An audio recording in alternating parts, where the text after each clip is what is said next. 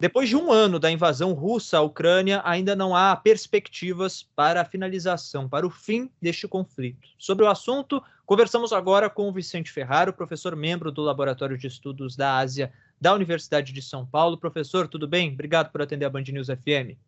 Olá, Alessandro, tudo bem? Muito obrigado pelo convite, por estar participando dessa edição. Bom, professor, começo essa nossa conversa fazendo uma pergunta que eu sei que não é de fácil resposta. Quem está ganhando a guerra depois de um ano? Há uma posição clara em relação a isso?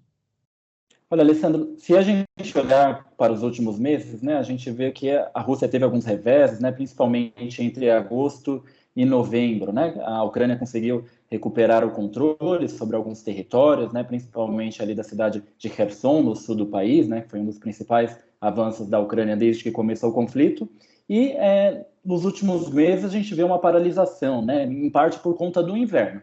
Mas o fato é que a Rússia ainda controla cerca de 18% do território ucraniano, né? Então, tecnicamente, a Rússia continua ganhando, já que parte significativa do território ucraniano está sob o seu controle. Agora, professor, como é que a gente pode imaginar qual que é a resposta que isso está tendo lá em Moscou, com o presidente Vladimir Putin? Porque fica meio dúbia, não sei se o senhor concorda com isso, obviamente, qual que era o objetivo, fica dúbio, qual era o objetivo, afinal, da Rússia quando começou essa guerra? No início, aparentemente, era só a região do Donbass, a região que a Rússia reivindicava para si. Depois se aproximou ali de Kiev, houve uma tentativa de tomada da capital, o que não aconteceu, os russos retornaram para aquela região do leste do país. Agora há outros ataques em outras regiões. Está claro qual que é o objetivo de Vladimir Putin, o que a Rússia pretende nessa guerra, ou houve modificações desse objetivo a partir dos acontecimentos e do apoio do Ocidente, principalmente aos ucranianos?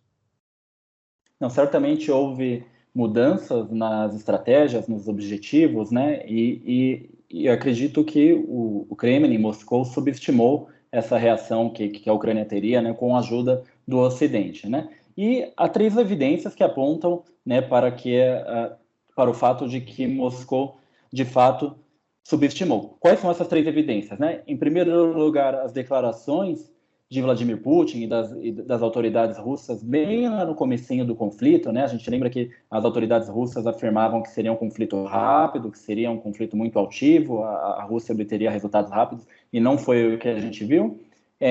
Uma segunda evidência desse fato, como você bem disse, havia uma tendência de perseguir alguns objetivos, né? A gente lembra ali que o exército russo chegou até mesmo à periferia da capital Kiev e depois houve retrocessos ali, ou seja, não conseguiu, né, conquistar ali a capital e teve que mudar os objetivos, concentrando-se apenas no Donbass, né? Então, tanto essa mudança de objetivos quanto esses reveses, essas derrotas que a Rússia teve em alguns frontes, né, mostram de que a Rússia não estava preparada para isso.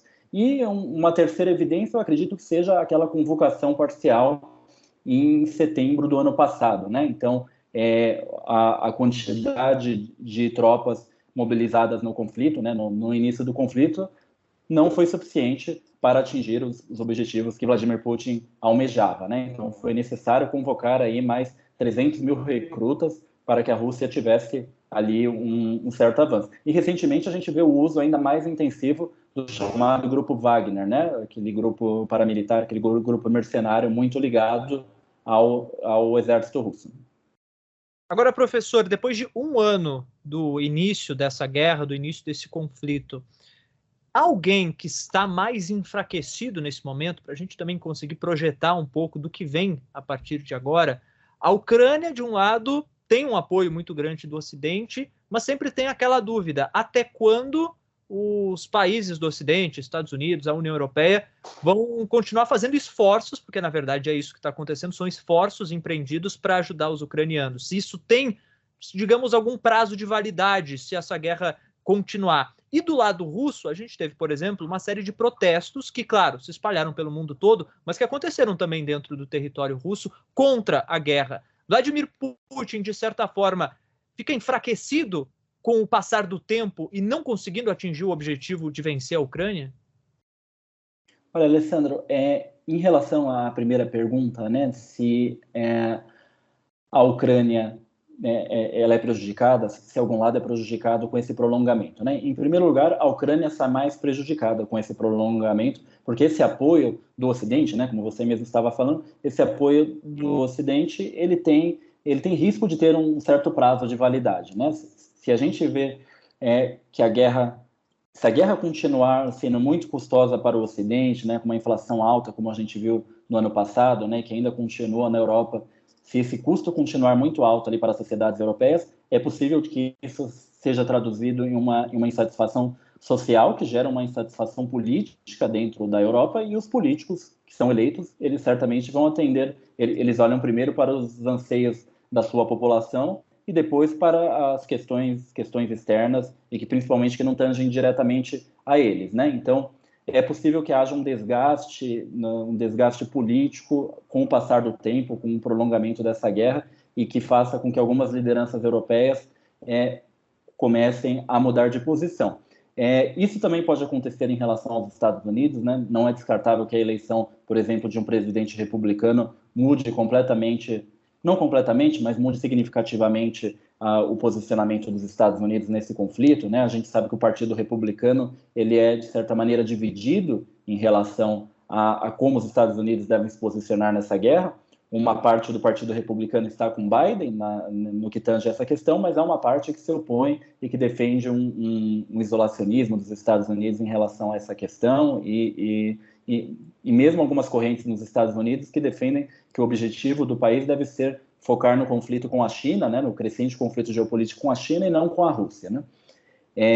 Agora, em relação à segunda pergunta, né, de se Vladimir Putin está enfraquecido, né, na sociedade russa, o Putin, ele é muito habilidoso em conseguir traduzir conflitos em apoio popular, né? O primeiro grande salto de popularidade desde que começou o regime de Vladimir Putin foi logo nos anos 2000, durante a Segunda Guerra da Chechênia, né? Então ele conseguiu traduzir muito bem aquele medo que a população tinha com relação à Guerra da Chechênia, com relação a atentados terroristas que estavam acontecendo no país. Ele traduziu isso em popularidade, né? Ele teve uma ação muito enérgica e enfática ali na Segunda Guerra da Chechênia, né? Ou seja, conseguiu derrotar os separatistas chechenos, e com isso a popularidade dele foi muito alavancada, né? Então esse foi a primeira grande conquista de Vladimir Putin quando ele entrou no poder. E ao longo de todo o seu regime autoritário, ele utilizou diversos conflitos, mesmo a confrontação com o Ocidente, como um instrumento de legitimação de seu regime, né? A gente vê, por exemplo, não apenas da Rússia, mas outros regimes autoritários, como ocorreu aqui mesmo no Brasil. Esses regimes, eles, por vezes, se baseiam no medo da população e na iminência de ameaças externas ou domésticas, ou ameaças internas, sendo elas reais ou não, né? Então, isso é muito explorado, essas ameaças, esses medos são muito explorados em regimes autoritários e ajudam eles a se sustentar. Então, o Vladimir Putin, a partir do momento de que a guerra ela ainda é, de certa maneira, isolada da sociedade russa, né? Ou seja, ela ocorre numa fronteira, a Rússia não é muito atingida militarmente, então o Vladimir Putin consegue ali extrair mais ganhos do que perdas, né? Em setembro, quando houve aquela convocação parcial de 300 mil soldados, aquilo foi um sinal de que a sociedade estava começando a ser mais envolvida. Ali a popularidade dele teve um decréscimo, mas com o passar do tempo, a popularidade dele voltou a se restabelecer, né? Os índices que mensuram a popularidade. É interessante destacar que esses índices, né, uma vez que trata-se de um contexto autoritário, a gente não sabe o quão fidedignas as pessoas estão sendo quando elas respondem a essas entrevistas, né? Então, esses índices podem estar ali sobreestimando a popularidade de Vladimir Putin, né? Mas eu acredito que eles demonstram uma tendência ali significativa, talvez não seja tão alta como esses índices mostram, mas ainda assim ele tem uma forte popularidade na Rússia. E do outro lado, professor, analisando a figura de Volodymyr Zelensky, o presidente ucraniano, que chegou a ser, inclusive, ridicularizado, né? Ele não é um político de carreira, ele era humorista antes de se eleger presidente da Ucrânia, se viu aí no meio de um conflito contra um político muito experiente, que é Vladimir Putin. A postura de Zelensky até aqui, a gente pode dizer que acabou conquistando o respeito internacional? Eu acredito que em parte, se a gente olhar para a Europa, para os Estados Unidos, sim, né? A gente viu que o Zelensky ele se tornou uma certa celebridade, né? Ele foi muito idealizado também pelos canais midiáticos ocidentais, né? Mas quando a gente olha para fora da Europa e dos Estados Unidos, as posições já são mais ambíguas, né? Por que há essa ambiguidade fora da Europa e dos Estados Unidos, né? Em primeiro lugar, há uma certa capilaridade das narrativas russas, mesmo da propaganda russa, fora da Europa, ou seja, o Kremlin em Moscou consegue veicular seus posicionamentos de maneira mais consistente, né?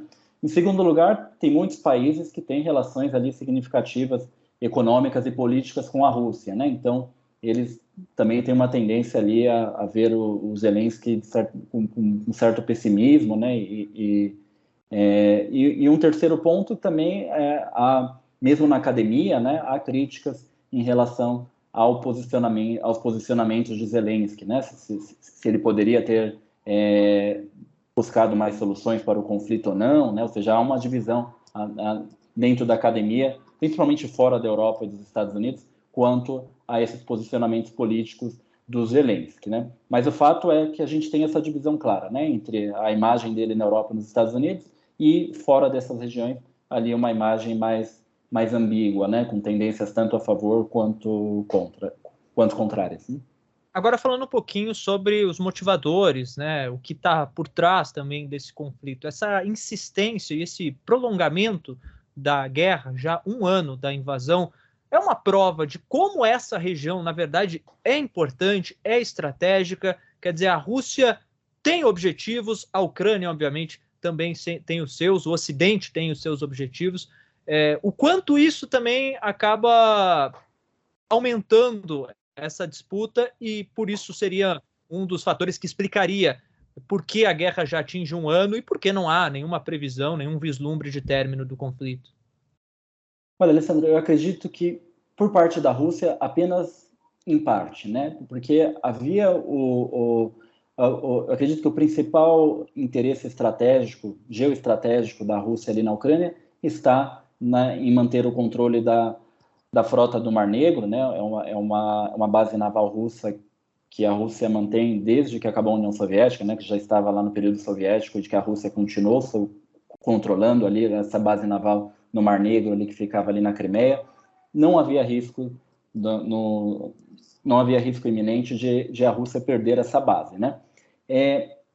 Ao mesmo tempo, há um argumento muito forte de Vladimir Putin de que a Ucrânia seria vital para a segurança da Rússia, né, e para manter a OTAN longe das fronteiras russas, né? Então, esse foi um dos principais argumentos ali explorados por Vladimir Putin para justificar a sua invasão. Mas, se a gente olhar, como já era esperado, essa invasão ela só levou ao fortalecimento da OTAN, né? Isso já era esperado, de que uma invasão levaria a uma reação, um efeito dominó, né? Uma corrida armamentista na Europa, um aumento das tropas da OTAN, principalmente dos Estados Unidos, em países próximos à Rússia, e é o que de fato está acontecendo, né? Então, se a gente olhar aí para as disputas ali geoestratégicas e geopolíticas, a gente vê que o equilíbrio de poder no continente europeu hoje está mais favorável à OTAN do que estava antes de Vladimir Putin começar essa invasão, e isso já era esperado, não é algo que eu acredito que os estrategistas do Kremlin tenham ignorado. Mas o que eu acredito, o que eu venho defendendo desde que começou esse conflito, é que mais do que esse argumento de Vladimir Putin de que a guerra era para combater a OTAN e manter as fronteiras russas protegidas, as verdadeiras, que é o que não aconteceu, né, a gente vê aí a OTAN mais forte, as verdadeiras intenções de Vladimir Putin são as que eu mencionei, de utilizar o confronto, né, de maneira muito habilidosa, como ele faz desde a guerra da Chechênia, de utilizar o confronto para garantir a legitimidade de seu regime, né, manter medos, manter percepções de ameaça em alta na sociedade e, com isso, garantir ali o apoio da população, né, em torno do seu regime, em torno da sua figura, né? Então, o Putin ele acaba se projetando, é um dos principais trunfos ali que ele consegue projetar ideacionalmente na sociedade russa, a ideia de que ele garante a segurança do país. E tem outros elementos também, né, que a gente pode apontar, que é a questão de considerações ideológicas, ideacionais, né, dele questionar, por exemplo, o direito de a Ucrânia existir como potência, de existir como Estado-nação, e mesmo de se apresentar como um novo Pedro Grande, né, ou seja, houve declarações dele em que ele se comparou como um novo Pedro Grande, né, então o Putin, eu acredito que essa guerra ela também é explicada em parte por esse posicionamento ideológico, essas percepções ideológicas de Vladimir Putin, mais militaristas, nacionalistas e mesmo expansionistas, né? Uma das tentativas do Ocidente de enfraquecer a Rússia, de impedir a continuidade da guerra, foram as sanções econômicas, diversas foram tomadas nesse período de um ano. Como o senhor avalia o impacto que elas tiveram até agora? Recentemente, houve uma pesquisa do Fundo Monetário Internacional que afirma que a Rússia vai crescer, um crescimento leve econômico em 2023, mas já há um crescimento, uma previsão de crescimento, mesmo em meio a tantas sanções. As sanções deram errado? O objetivo do Ocidente não foi cumprido? O impacto foi limitado, né? A gente tem alguns setores dentro da sociedade russa que foram mais afetados, né? Algumas camadas da população que foram mais afetadas, e outras que foram menos, né? Então, mas é muito difícil a gente estimar qual foi a profundidade do impacto, porque a gente não consegue ter a noção de como a economia estaria crescendo, né? Talvez estaria crescendo muito mais se não fossem as sanções, né? Mas o fato é que as sanções elas não foram, a economia russa foi muito resiliente diante dessas sanções e elas não foram suficientes para isolar a Rússia, né? Por que a economia russa foi resiliente, né? Além de políticas estratégicas adotadas pelo Banco Central Russo, houve também aproximação econômica com outras potências emergentes, né? E essa aproximação econômica acabou um pouco diminuindo, amortecendo o impacto das sanções europeias. Então, se a Europa adotou uma estratégia de sanções graduais, principalmente contra o principal setor ali russo, de petróleo, exportações de petróleo e gás, esses recursos passaram a ser exportados mais para países, para potências emergentes, né, como a China e a Índia, né? Então essas relações acabaram ali, né, suprindo um pouco da queda que houve nas relações com a Europa. E devido às tensões da guerra, né, principalmente ali no início do conflito, os valores dessas commodities, né, os valores desses recursos energéticos acabaram subindo muito, né? Então, mesmo que em algum período ali teve uma diminuição das exportações russas, o valor desses produtos acabou crescendo e com isso a Rússia teve até mais ganho, né, em alguns períodos. Então, o efeito ali foi limitado. E mesmo nas relações com o Brasil, né, a gente vê que as sanções não foram suficientes para isolar o Brasil da Rússia, né? As relações comerciais do Brasil cresceram ao longo do conflito. Um dos exemplos, né? O Brasil não rompeu totalmente com a Rússia, como talvez se esperasse pelas decisões dos membros da OTAN, dos Estados Unidos, enfim, da União Europeia. A China tem um grande impacto nisso também, não, professor? Por já estar muito próxima da Rússia antes do conflito começar, e a China adotou uma posição um pouco que dúbia. Ela não condena totalmente a Rússia, ao mesmo tempo ela não defende que a guerra continue, mas tem lá sua aproximação econômica também com os russos durante todo esse período, não? Sim, sem dúvida. A China foi o principal parceiro da Rússia em todo esse período, né? O papel da China foi fundamental para que a Rússia conseguisse amortecer essas sanções econômicas. E também essa relação, né, mesmo antes da guerra, já envolvia também interesses estratégicos, né? Tem esse crescente conflito, essa crescente polarização entre os Estados Unidos e China no cenário global.